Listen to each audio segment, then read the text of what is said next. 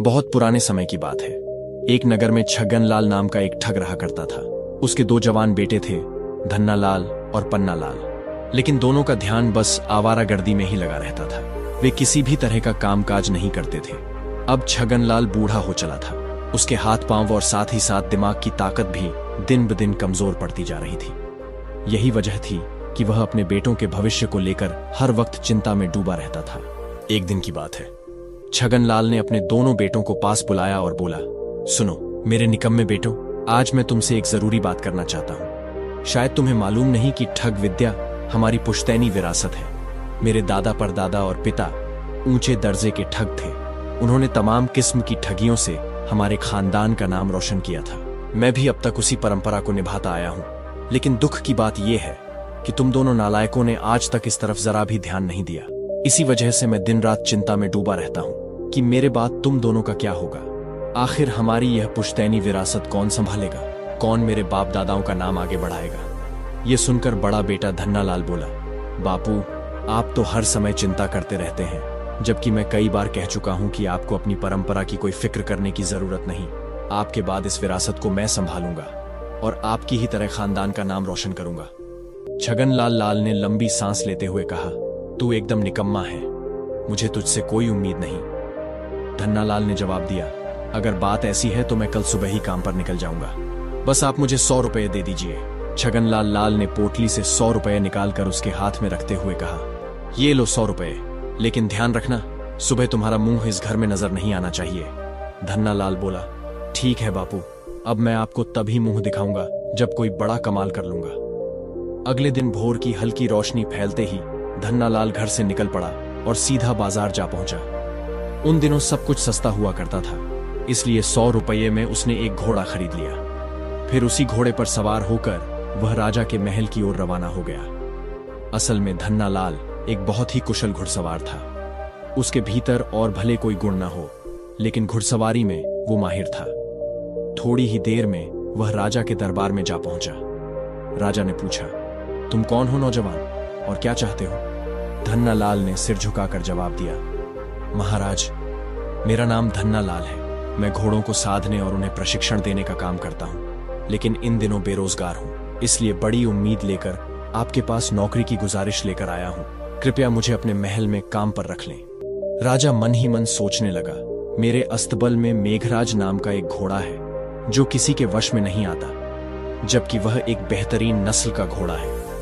वह मुझे अपने प्राणों से भी प्यारा है। क्यों न इस युवक को नौकरी पर रखकर उसी घोड़े को काबू में करने का काम दिया जाए, शायद यह नौजवान उसे साध ले। यह सोचकर राजा ने कहा, ठीक है नौजवान, आज से तुम हमारे खास घोड़े को साधने और उसे प्रशिक्षण देने का काम करोगे, लेकिन ध्यान रखना अगर 1 महीने के अंदर उस घोड़े को काबू में नहीं कर पाए तो तुम्हें कारागार में डाल दिया जाएगा। धन्ना लाल ने बिना हिचकिचाए कहा, मुझे यह शर्त मंजूर है महाराज, कृपया मुझे अभी उसी घोड़े तक पहुंचा दें, मैं अपने काम में लगना चाहता हूं। राजा ने कहा, चलो हम स्वयं तुम्हें घोड़े के पास ले चलते हैं। हम अपनी आंखों से देखना चाहते हैं कि तुम अपने काम में कितने निपुण हो। फिर राजा अपने मंत्री के साथ धन्ना लाल को लेकर शाही अस्तबल में जा पहुंचा।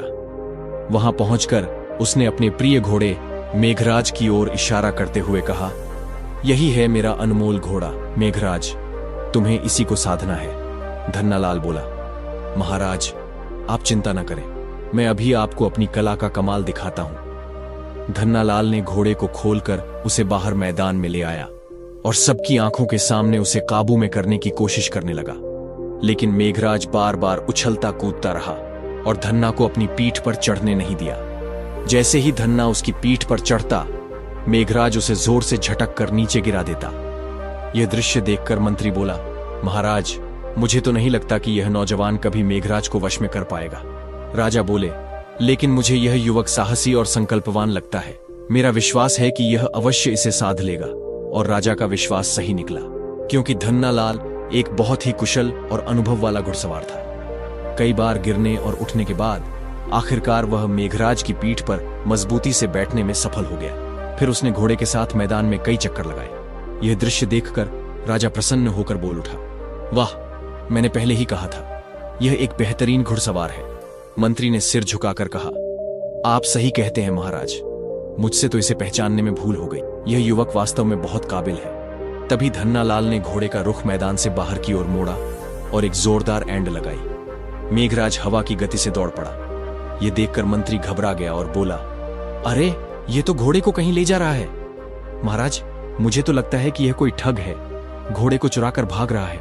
राजा ने तुरंत आदेश दिया, सैनिकों, उस चोर का पीछा करो और हर हाल में उसे पकड़कर हमारे सामने लाओ। सैनिक घोड़े के पीछे दौड़े, लेकिन धन्ना का घोड़ा तो मानो पंख लगाकर उड़ चला हो। वह देखते ही देखते सैनिकों की आंखों से ओझल हो गया। दिन भर घोड़े को दौड़ाता रहा और रात होते होते एक घने जंगल में जा पहुंचा।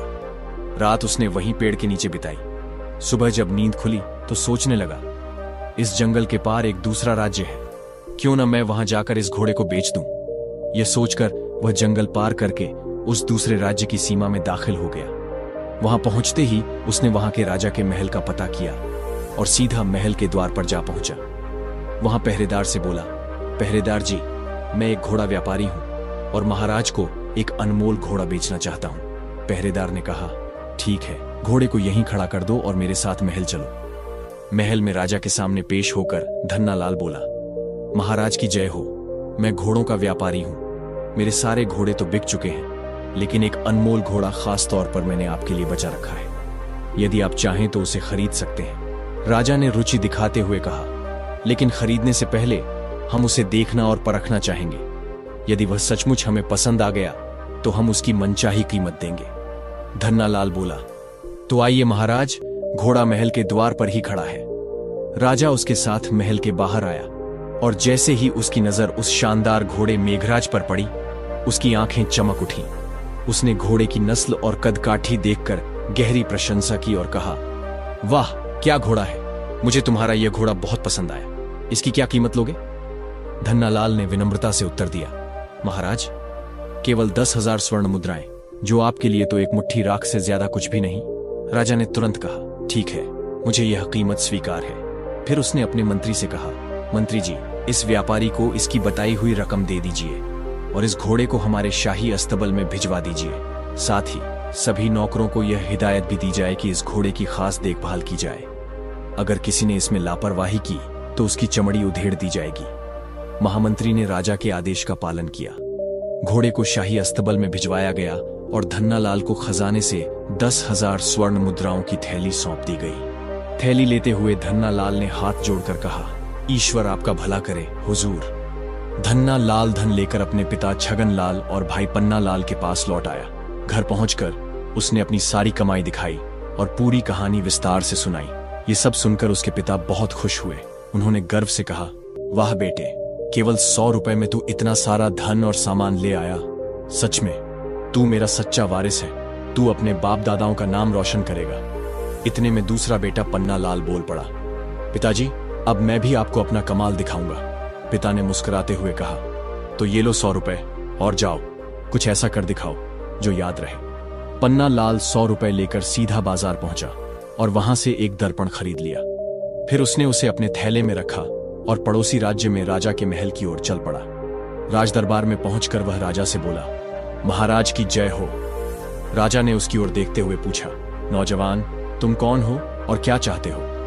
पन्ना लाल ने हाथ जोड़ते हुए उत्तर दिया, महाराज, मेरा नाम है जादूगर शशिकांत। मैं आपके लिए एक जादुई दर्पण लाया हूं। उसने अपना थैला दिखाते हुए कहा, महाराज, इस दर्पण की खासियत यह है कि इसमें देखने से मरे हुए लोग दिखाई देते हैं। राजा चौंक पड़ा, सोचने लगा, यदि यह सच है तो मैं अपने स्वर्गीय माता पिता को भी देख सकता हूं और जान सकता हूं कि वे स्वर्ग में हैं या नर्क में। फिर उसने उत्सुकता से पूछा, जादूगर, क्या तुम हमें हमारे माता पिता के दर्शन करवा सकते हो? पन्ना बोला, अवश्य महाराज। राजा ने कहा, तो जल्दी करो, मैं यह जानने को बहुत आतुर हूं कि मेरे माता पिता इस समय किस लोक में हैं और क्या कर रहे हैं। पन्ना बोला, महाराज, इसके लिए हमें एकांत कमरे में जाना होगा जहां कोई और न हो, सिर्फ आप और मैं। राजा तैयार हो गया और वे दोनों एकांत कक्ष में चले गए। वहां पन्ना लाल ने दर्पण राजा के सामने रख दिया और कहा, अब आप इसमें देख सकते हैं, लेकिन ठहरिए, इस तरह आप अपने माता पिता को नहीं देख पाएंगे। राजा ने आश्चर्य से पूछा, क्यों? पन्ना लाल बोला, महाराज, पहले आपको इस दर्पण के पास 11,000 स्वर्ण मुद्राएं रखनी होंगी, तभी यह जादू चलेगा। राजा ने कहा, लेकिन यदि इतने धन में मुझे अपने माता पिता के दर्शन हो सकते हैं तो यह कोई बड़ी बात नहीं। उसने तुरंत 11,000 स्वर्ण मुद्राओं की थैली दर्पण के सामने रख दी और पूछा, क्या अब मैं देख सकता हूं? पन्ना बोला, बिल्कुल, लेकिन एक बात और, यदि कोई व्यक्ति अपने माता पिता की सच्ची संतान नहीं है तो उसे इस दर्पण में अपने माता पिता की छवि नहीं, सिर्फ अपनी ही सूरत दिखाई देगी। राजा थोड़ी देर चुप रहा, फिर दर्पण में झांकने लगा, पर उसे उसमें अपनी ही सूरत दिखाई दी। राजा के मन में हलचल मच गई। क्या मैं अपने माता पिता की सच्ची संतान नहीं हूं? वह सोच में पड़ गया। अगर मैं सच बोल दूं तो मेरी प्रतिष्ठा मिट्टी में मिल जाएगी। पन्ना लाल उसकी स्थिति को भांप गया और तुरंत बोला, महाराज, क्या आप अपने माता पिता को देख पा रहे हैं? क्या आप देख रहे हैं कि वे स्वर्ग में क्या कर रहे हैं? राजा थोड़ी देर चुप रहा, फिर बोला, हाँ, मैं देख रहा हूं, वे स्वर्ग में हैं और एक सुंदर बाग की सैर कर रहे हैं। पन्ना लाल मन ही मन बहुत प्रसन्न हो गया। फिर दोनों बाहर आए और राजा ने दरबार में घोषणा की, मुझे मेरे स्वर्गीय माता पिता के दर्शन हो गए हैं। राजा की बात सुनकर अब मंत्री के मन में भी अपने माता पिता को देखने की इच्छा जागी। उसने सोचा, जब महाराज को दर्शन हो सकते हैं तो मुझे क्यों नहीं? वह पन्ना लाल से बोला, जादूगर जी, क्या मैं भी अपने माता पिता को इस दर्पण में देख सकता हूं? पन्ना लाल बोला, क्यों नहीं हुजूर, लेकिन पहले आपको भी 1100 स्वर्ण मुद्राएं इस दर्पण के पास रखनी होंगी, तभी आप दर्शन कर पाएंगे। मंत्री तैयार हो गया। वे दोनों भी एकांत कक्ष में गए और मंत्री ने धन दर्पण के सामने रख दिया। पन्ना लाल बोला, अब यदि आप अपने माता पिता की सच्ची संतान हुए तो उनकी छवि अवश्य दिखाई देगी। मंत्री ने झांक कर देखा, उसे भी सिर्फ अपनी ही सूरत दिखाई दी। वह सोचने लगा, क्या मैं भी अपने माता पिता की सच्ची संतान नहीं हूं? फिर उसे डर सताने लगा, अगर मैंने यह सबके सामने स्वीकार कर लिया तो मेरी सारी इज्जत धूल में मिल जाएगी। मंत्री के मनोभावों को भांपते हुए पन्ना लाल तुरंत बोल पड़ा, कहिए मंत्री जी, क्या आपको अपने माता पिता दिखाई दे रहे हैं? मंत्री झिझकते हुए बोला, हाँ भाई, बिल्कुल दिखाई दे रहे हैं। वे इस समय भोजन करके सुंदर बिछौनों पर विश्राम कर रहे हैं। पन्ना लाल और मंत्री कमरे से बाहर आ गए। फिर पन्ना लाल ने दर्पण राजा को दिखाते हुए कहा, महाराज, यदि आप चाहें तो मैं यह जादुई दर्पण आपको केवल 20,000 स्वर्ण मुद्राओं में बेच सकता हूं। फिर आप जब चाहे अपने स्वर्गीय माता पिता के दर्शन कर सकेंगे। राजा मन ही मन सोचने लगे, अब तो बुरी तरह फंस गया हूं।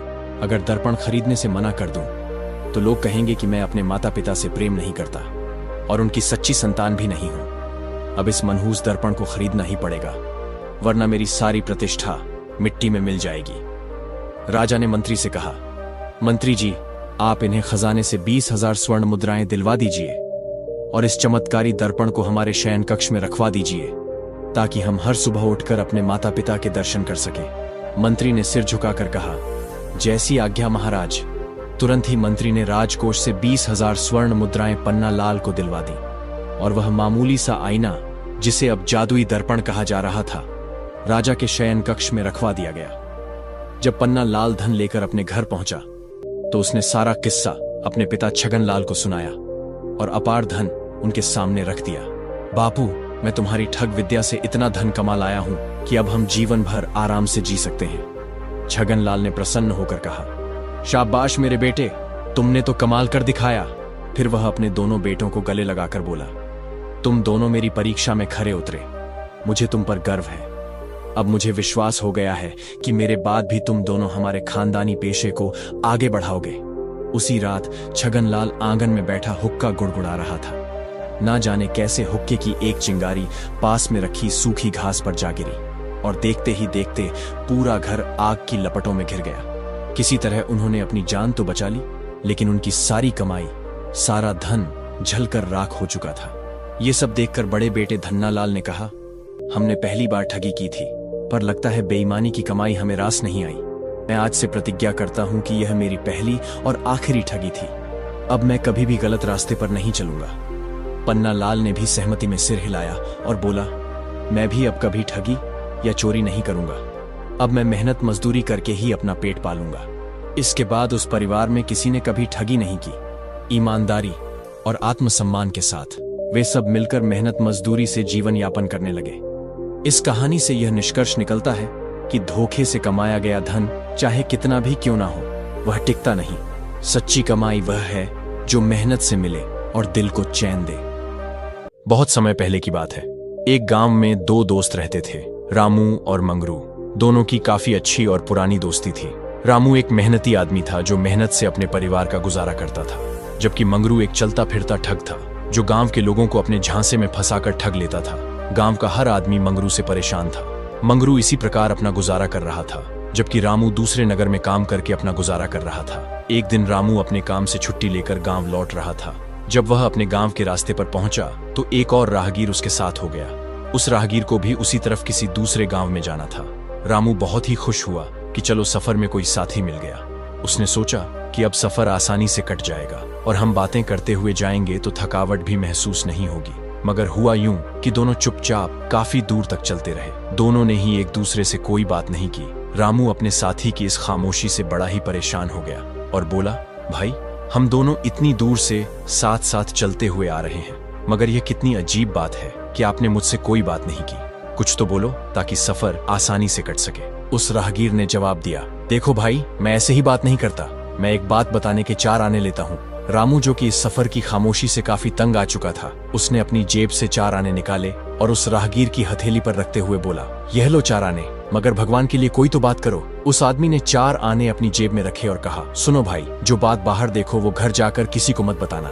बस इतना कहकर वो राहगीर चुप हो गया। रामू ने सोचा कि राहगीर कुछ और भी बात करेगा, लेकिन वह तो खामोश ही रहा। थोड़ी देर की खामोशी के बाद रामू फिर से परेशान हो गया और बोला, अरे भाई, आपने 4 आने भी ले लिए और बस एक बात कही और फिर चुप हो गए। भला ऐसे भी कभी सफर कटता है? भगवान के लिए कुछ और बात तो करो। राहगीर ने जवाब दिया, मैंने तुम्हें बताया नहीं था कि मैं ऐसे ही बात नहीं करता, मैं एक बात के 4 आने लेता हूँ। रामू को गुस्सा आया। उसने अपनी जेब में से फिर से 4 आने निकाले और उस राहगीर के हाथ में रखते हुए कहा, ये रखो 4 आने। राहगीर ने वो 4 आने भी अपनी जेब में रख लिए और बोला, सुनो भाई, किसी बात पर भी कभी शर्त मत लगाना। इतना कहकर वह फिर से चुप हो गया। रामू का ख्याल था कि अब की बार 4 आने लेने के बाद वह और भी बातें करेगा, मगर वह तो खामोश ही रहा। इस तरह से थोड़ा सफर और तय हो गया। रामू को फिर से बेचैनी महसूस होने लगी। उसने कहा, भाई, तुमने 4 आने और भी ले लिए, मगर सिर्फ एक ही बात कहकर तुम फिर से चुप हो गए। यह भी कोई बात करने का तरीका हुआ? ऐसे तो हमारा सफर कैसे कटेगा? कोई और बात भी करो। उस राहगीर ने जवाब दिया, मैंने तुम्हें बताया था ना कि मैं एक बात करने के 4 आने लेता हूँ। राहगीर की यह बात सुनकर रामू गुस्से में आ गया।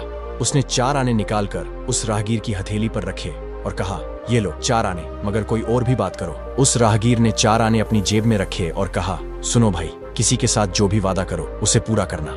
इतना कहकर राहगीर फिर से खामोश हो गया। रामू ने सोचा कि यह आदमी अब मुझसे काफी रकम वसूल चुका है, अब तो यह जरूर बातें करेगा, लेकिन वह फिर से चुप ही रहा। रामू उससे यह कहने ही वाला था कि वह कोई और बात करे कि थोड़ी दूर चलने के बाद वह जगह आ गई जहां से दोनों के रास्ते अलग अलग हो रहे थे। इस जगह पर पहुंचकर राहगीर ने कहा, लो भाई, यहाँ से हमारे रास्ते अलग अलग हो जाते हैं, तुम अपने गांव जाओ, मैं अपने गांव जाता हूँ। मगर जाने से पहले मैं तुम्हें एक बात जरूर बताऊंगा। तुमने पूरे 12 आने खर्च करके मुझसे 3 बातें खरीदी हैं। अगर तुम इन बातों पर अमल करोगे तो हमेशा फायदे में रहोगे। और हाँ, क्योंकि तुमने मेरे साथ इतनी दूर तक सफर किया है, इसलिए मुझ पर तुम्हारा एक अधिकार बनता है कि तुम कभी भी किसी मुश्किल में फंस जाओ तो बिना किसी झिझक के मेरे पास आ जाना। लोग मुझे अक्लमंद बाबा के नाम से जानते हैं और इस जगह से 4 कोस आगे चलकर जो पहला गांव आता है वही मेरा गांव है। वहां पहुंचकर तुम जिस किसी से भी मेरा पता पूछोगे वह तुम्हें बता देगा। अच्छा, अब मैं चलता हूँ, भगवान तुम्हारा भला करे। इतना कहकर अक्लमंद बाबा जी अपने रास्ते पर चल दिए। रामू भी अपने गांव की तरफ चल दिया। रामू कुछ ही दूर चला होगा कि उसे एक कुएं के पास तरबूज की एक बेल दिखाई दी जिस पर एक बड़ा सा तरबूज लगा हुआ था। रामू ने जब यह देखा तो उसे बहुत ही हैरानी हुई, क्योंकि यह तो तरबूज का मौसम ही नहीं था। मगर फिर यहाँ पर तरबूज कैसे आ गया? भगवान की इस कुदरत को देखकर वह हैरान हो गया और अपने घर की तरफ चल दिया। जब वह घर पहुंचा तो उसकी पत्नी उसे देखकर बहुत ही खुश हुई। उसने जल्दी से अपने पति के लिए खाना बनाया। रामू को बहुत ही जोर से भूख लगी थी। उसने जल्दी जल्दी सारा खाना खा लिया और फिर पेट पर हाथ फेरते हुए एक बड़ी सी डकार ली और फिर उसे अचानक से तरबूज की बेल याद आई। रामू अपनी पत्नी से कहने लगा, कुदरत के खेल भी कितने अजीब हैं। मैंने रास्ते में एक बहुत ही अजीब बात देखी जिसके कारण मैं अब तक हैरान हूँ। उसकी पत्नी हैरान होकर पूछने लगी, क्या देख लिया आपने? रामू ने जवाब दिया, रास्ते में मैंने एक कुएं के पास एक तरबूज की बेल देखा जिस पर बड़ा सा तरबूज लगा हुआ था। उसकी पत्नी ने कहा, यह कैसे हो सकता है? ये तो तरबूज का मौसम ही नहीं है। रामू ने कहा, यही बात तो हैरानी की है। पत्नी ने कहा, अजी आपसे कोई धोखा हुआ होगा। नहीं भाग्यवान, मैंने अपनी आंखों से देखा है। ठीक उसी समय बाहर से आवाज आई, अरे भाई, हमें भी तो पता चले कि तुमने ऐसा क्या देख लिया। रामू ने चौंक कर दरवाजे की तरफ देखा। दरवाजे पर पुराना दोस्त मंगरू खड़ा था। रामू आगे बढ़कर अपने दोस्त को गले लगा लिया और फिर उसे अपने पास बिठाया। मंगरू ने बैठते ही कहा, अब की बार तो बहुत दिनों के बाद आए हो। हाँ दोस्त, क्या बताऊं, छुट्टी ही नहीं मिलती थी। जब छुट्टी मिली तो सीधा इधर चला आया। तब रामू की पत्नी हंसते हुए कहने लगी, और इन्होंने आते ही ऐसी बात बताई जिस पर मुझे विश्वास ही नहीं हो रहा। इन्होंने रास्ते में एक तरबूज की बेल देखी और यह कहते हैं कि उसमें एक बहुत बड़ा तरबूज लगा हुआ था। रामू बोला, हाँ यार, मैंने अपनी आंखों से देखा। मंगरू ने कहा, लेकिन अभी तो तरबूज का मौसम ही नहीं है। हाँ, मौसम तो नहीं है, लेकिन मैंने अपनी आंखों से देखा है। गांव की तरफ आने वाली सड़क के किनारे पर एक कुएं के पास बड़ी सी बेल लगी हुई थी। अगर तुम चाहो तो मैं तुम्हें अभी दिखा सकता हूँ, कुछ ज्यादा दूर नहीं है। मगर मंगरू कहने लगा, नहीं, मैं तुम्हारी बात को नहीं मानता। तू भाभी को झूठ बोल सकता है पर मुझे नहीं।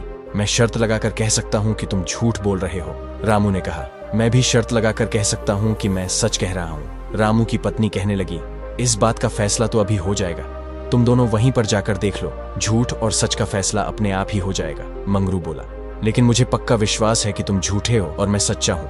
तो ठीक है, शर्त पक्की रही। इसके बाद रामू बोला, लेकिन अभी तो बहुत देर हो चुकी है और मैं थका हुआ भी हूँ। मंगरू बोला, कोई बात नहीं, मैं सुबह सवेरे ही आ जाऊंगा और फिर तुम मुझे उस जगह पर ले जाना। अगर तरबूज वहां पर हुआ तो तुम जीते और मैं हारा।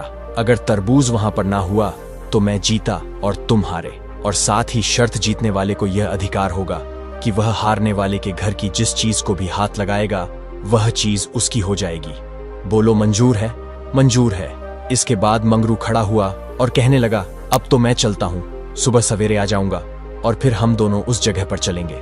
अगले दिन सुबह होते ही मंगरू उसके घर आया और फिर रामू उसे लेकर उस गड्ढे की तरफ रवाना हो गया जहां पर उसने तरबूज की बेल पर तरबूज लगा हुआ देखा था। वह जगह सिर्फ 2 कोस की दूरी पर ही थी।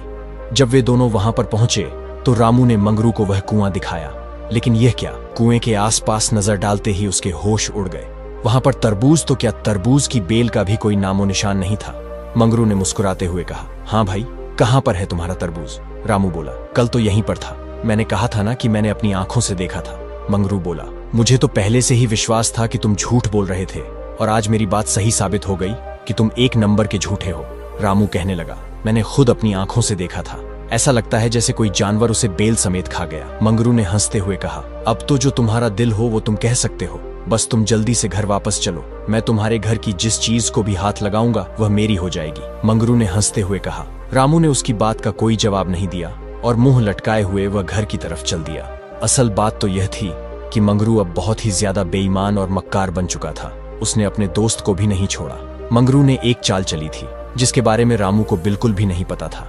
मंगरू कल सीधा उस कुएं के पास ही गया था और उसने तरबूज की बेल को जड़ समेत उखाड़कर कहीं दूर फेंक दिया था।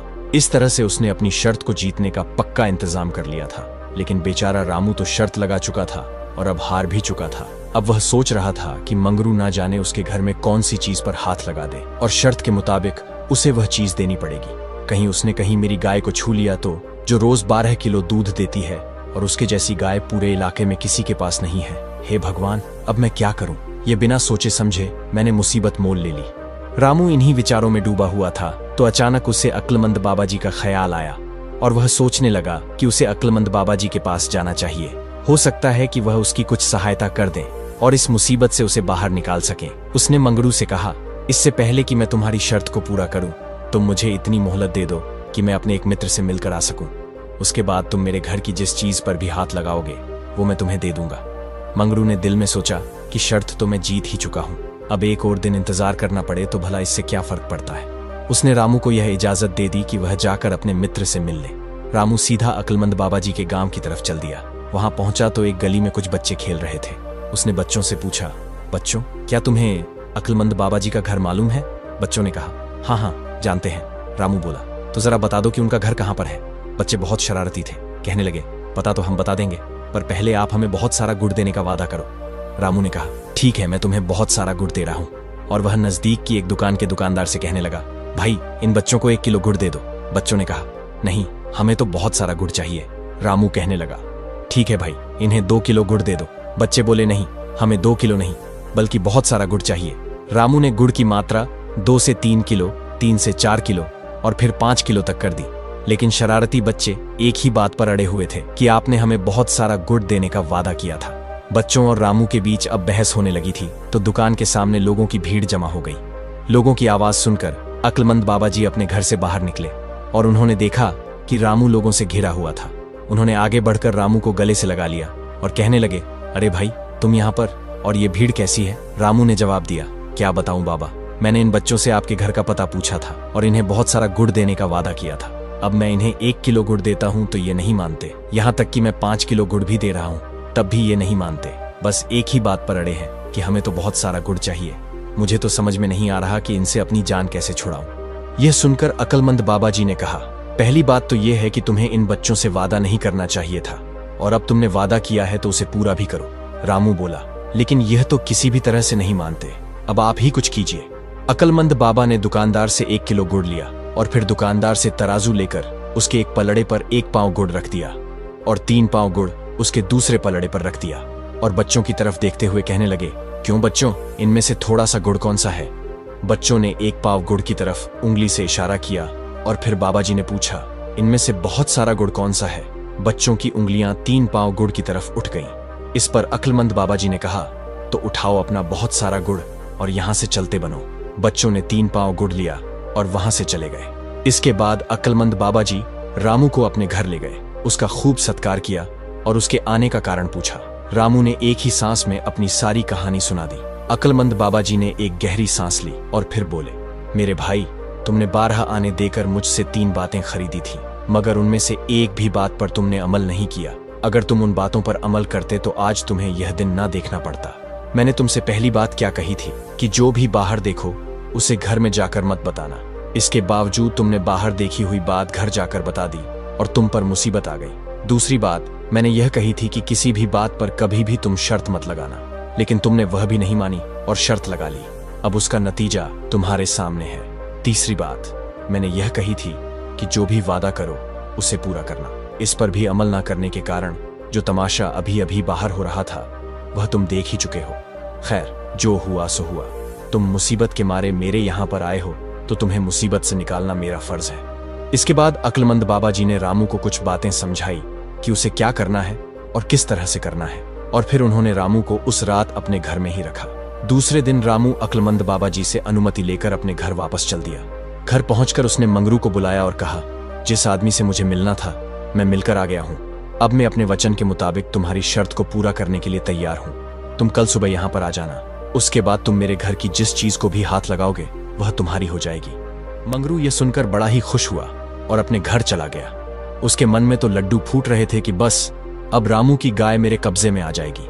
इधर रामू ने यह किया कि अक्लमंद बाबा जी की सलाह के मुताबिक सुबह होने से पहले ही अपनी पत्नी की सहायता से घर की सारी चीजें घर की छत पर पहुंचा दी और अपनी गाय को भी खींच तान कर छत पर चढ़ा दिया। सुबह हुई तो मंगरू खुशी से झूमता हुआ उसके घर आया। रामू ने कहा, शर्त के मुताबिक मेरा घर तुम्हारे सामने हाजिर है।